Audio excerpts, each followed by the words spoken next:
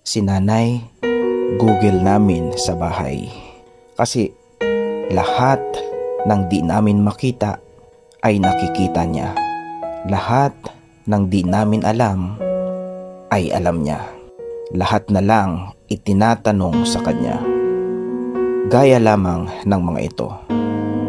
Mama, asaan po yung towel? Mama, asaan po yung sabon? Mama, asaan po yung uniforme ko? Ilan lang yan sa mga hinahanap sa kanya na akala ng mga anak, mga bisita sila na hanggang ngayon ay baguhan sila sa bahay at hindi pa nila makabisa ang loob ng bahay nila. At kahit mga kalat, linisin at hugasin, si nanay pa rin ang nakapapansin. Kasi paano, halos nakatutok sa cellphone screen. Kaya mga anak, pasalamatan nyo lagi ang mga nanay nyo. At nawa, pagtanda nila na sila naman ang searcher, finder, at kayo naman si Google, ay bigyan nyo sila ng tama at maayos na sagot.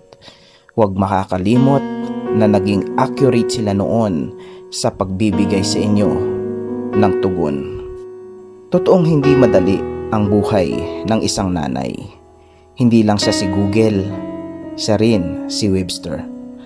Lahat ng mga gusto nyong malinawan, mga salitang di nyo alam at malabo sa inyong isipan na di nyo maintindihan, ay siya ang nagbibigay ng kasagutan.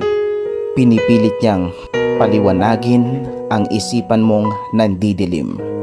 Siya ang taong sasagot sa iyo kahit nakapikit pa ito, ay itinuturo ang mga hinahanap mo.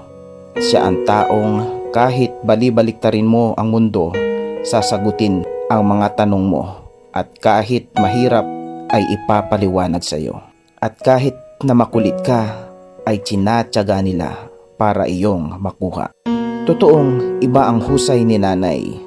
Kahit kulang sa aral, sagot sa mga tanong mo'y na ibibigay.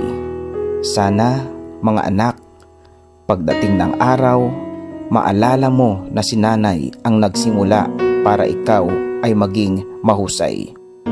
At nawa, pagtanda nila at unti-unti nang nawawala ang mga memorya nila, huwag kang magsasawang sagutin din ang mga tanong nila. Huwag kang sumagot ng pabalang sa kanila. Dapat kung paano kanila inunawa noon, ganun mo din sila unawain ngayon o pagdating ng panahon.